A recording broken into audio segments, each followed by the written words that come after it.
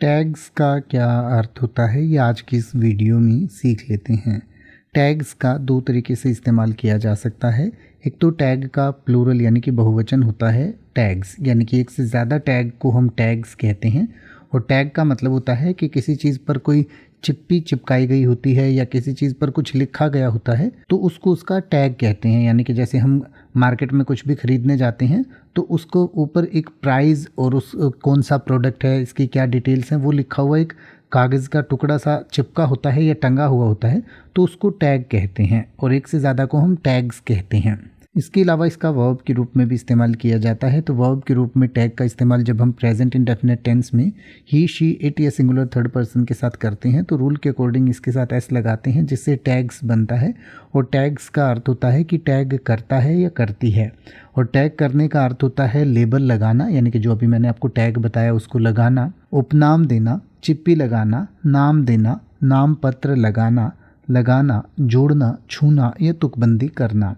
तो टैग्स का अर्थ हुआ कि लेबल लगाता है या लगाती है, उपनाम देता है या देती है, चिप्पी लगाता है या लगाती है, या इसी तरीके से तुकबंदी करता है या करती है।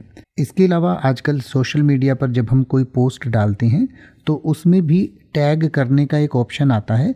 यानी कि हम अपने अलग अलग दोस्तों को या अपने जो भी फ्रेंड्स हैं या कोई सोशल मीडिया हैंडल है उनको हम टैग कर सकते हैं। यानी कि उसी फ़ोटो या उसी पोस्ट के साथ उनको जोड़ सकते हैं, ऐड कर सकते हैं, जिससे उनके पास भी एक नोटिफिकेशन चला जाता है कि इस बंदे ने या इस व्यक्ति ने आपको जो है इस चीज़ में टैग किया है। यानी कि सामने वाले के पास भी एक नोटिफिकेशन इसमें चला जाता है। तो इसको भी आजकल सोशल मीडिया पर टैग करना कहते हैं।